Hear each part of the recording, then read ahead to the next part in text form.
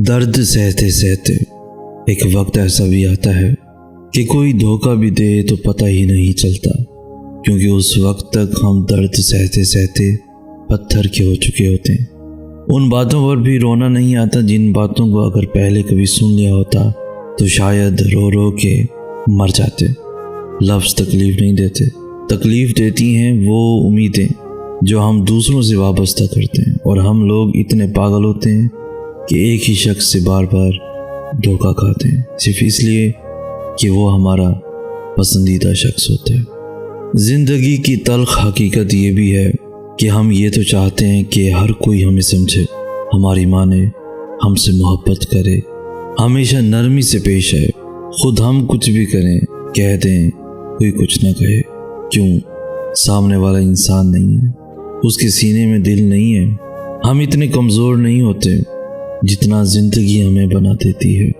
ہر وہ لمحہ جب ہمارے دل کو تکلیف پہنچی تھی وہ گزرتا نہیں ہے، وہ وہی ٹھہر جاتا ہے۔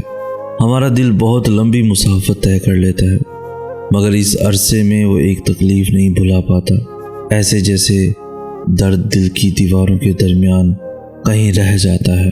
جیسے پورے کاغذ پر کالی سیاہی سے لکھا جائے تو پھر اسے مٹا پانا ناممکن ہوتا ہے، اور اگر زبردستی مٹانے کی کوشش کرو تو نیچے سے کاغذ کا ٹکڑا بھی پھٹ جاتا ہے۔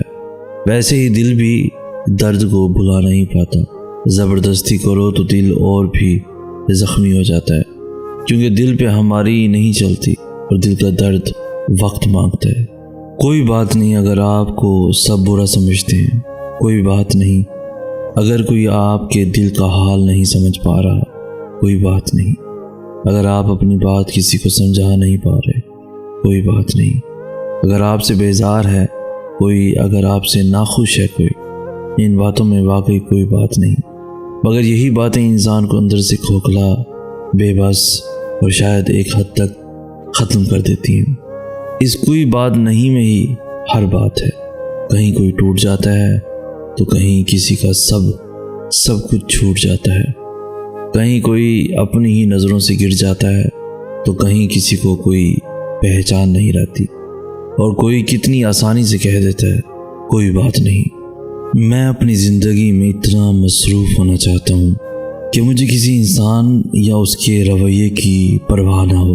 دن بھر کام کی تھکاوٹ اتنی زیادہ ہو کہ رات کو ماضی کی یادیں ہوں، حال کی فکر نہ ہی مستقبل کا خیال، بس بستر پہ آتے ہی نیند کی آغوش میں کھو جاؤں۔ لوگ اس لیے مصروف رہتے ہیں تاکہ وہ لطف اندوز ہو سکیں یا پیسہ کما سکیں، میں اس لیے مصروف ہونا چاہتا ہوں تاکہ میں اپنے ذہن میں چلتی سوچوں سے چھٹکارا حاصل کر سکوں۔ مجھے کسی شخص کی پرواہ نہ ہو، یہاں تک کہ اپنے آپ کی بھی۔ مجھے خاموشیاں سمجھا دیتی ہیں، یہ بات سچ ہے، مجھے کہنا نہیں آتا، میری باتیں صرف آنسوؤں میں اٹک جاتی ہیں۔ میں وہ ہر بات محسوس کرتا ہوں جو لہجوں میں چھپے زہر آلود تیروں سے بھرپور ہوتی ہیں۔ میری امی کہتی ہیں میرے بیٹے کو لڑنا نہیں آتا، اور میں اپنے اندر کئی جنگیں لڑ کے ہار چکا ہوں۔ زندگی کی راہوں میں بارہا یہ دیکھا ہے، صرف سن نہیں رکھا، خود بھی آزمایا ہے، جو بھی پڑھتے آئے ہیں اس کو ٹھیک پایا ہے۔ اس طرح کی باتوں میں منزلوں سے پہلے ہی ساتھ چھوٹ جاتے ہیں، لوگ روٹھ جاتے ہیں۔ یہ تمہیں بتا دوں میں، چاہتوں کے رشتوں میں پھر گرا نہیں لگتی، لگ بھی جائے تو اس میں وہ کشش نہیں رہتی، ایک پھیکا سا رابطہ تو رہتا ہے، تازگی نہیں رہتی، روح کے تعلق میں زندگی نہیں رہتی، بات پھر نہیں بنتی، لاکھ بار مل کر بھی دل کبھی نہیں ملتے، ذہن کے جھروکوں میں، سوچ کے دریچوں میں، تتلیوں کے رنگوں میں پھول پھر نہیں کھلتے۔ اس لیے میں کہتا ہوں اس طرح کی باتوں میں احتیاط کرتے ہیں، اس طرح کی باتوں سے اجتناب کرتے ہیں۔ ذہنی دباؤ یعنی ڈپریشن یہ نہیں کہ اپنا ہاتھ کاٹ ڈلوائے، پنکھے سے لٹک جاؤ۔ ذہنی دباؤ وہ ہے کہ تم سارا دن اپنے خاندان کے ساتھ ہنسی خوشی گزارو، لیکن تم رات میں تکلیف کے باعث سو نہ پاؤ، یہ وہ ہے کہ تم اپنی دوستیاں محدود کرتے جاؤ، اس حد تک کہ اس میں آخر میں صرف تم رہ جاؤ۔ اپنے پسندیدہ گانوں کو سننے کی تمہارے اندر دلچسپی ختم ہو جائے، تم لوگوں سے اس بارے میں بات کرنا بند کر دو۔ ذہنی دباؤ وہ ہے کہ تمہیں پتہ ہو تمہارے اندر کچھ صحیح نہیں ہے، لیکن پھر بھی تم اسے ٹھیک کرنا نہ چاہو، یہ ہوتا ہے ڈپریشن، یہ ہوتا ہے ذہنی دباؤ۔ ہمیں دوست ملتے ہیں، وہ سب دوست اس وقت تک ہوتے ہیں جب تک آپ ان کے کام آئیں، اس کے بعد کوئی پلٹ کر نہیں دیکھتا۔ کیوں؟ دوستی مطلب کا نام ہے، یا مطلب کا نام دوستی ہے؟ دوست اس کو کہتے ہیں جو بن دیکھے بن بتائے اپنے دوست کی پرواہ کرے، صرف اس کے دل کو دیکھے۔ مجھے لگتا ہے کہ ایسے دوست دنیا میں بنے ہی نہیں، اگر بنے ہیں تو کیوں نہیں ملتے ایسے دوست؟ صرف اور صرف اللہ کی ذات کو ہی دوست بناؤ، وہاں سے آپ کو دھوکہ نہیں ملتا، بلکہ وہ آپ کے پاس ہے مگر دیکھتا نہیں۔ وہ دوست بن کر مشکل وقت میں ہمارا سہارا بنتا ہے۔ دوستی کے لائق صرف اور صرف اللہ کی ذات ہے اور کوئی بھی نہیں۔ میں راہ زندگانی پر قدم جب بھی بڑھاتا ہوں، کہیں کانٹوں سے بچنا ہے، کہیں دل کو کچلنا ہے، کہیں اپنوں کی بے رخیاں، کہیں غیروں کے تانے، میں تھک کر بیٹھ جاتا ہوں۔ نگاہ اوپر اٹھاتا ہوں، خدایا رستہ مشکل ہے، میں ہمت کم ہی پاتا ہوں۔ کہیں پھر پاس سے دل کے صدائی خوب آتی ہے کہ راہیں جنتوں کی کب بھلا آسان ہوتی ہیں۔ کہیں صحرا کی تپتی ریت، کہیں طیف کے پتھر ہیں، کہیں اپنے ہی تلوار لیے اس جان کے در پہ ہیں۔ اگرچہ ہے بہت مشکل مگر اس راہ سے پہلے بھی کتنے لوگ گزرے ہیں۔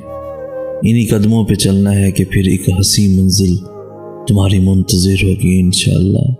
بس یہ یاد رکھنا، بس یہی یاد رکھنا۔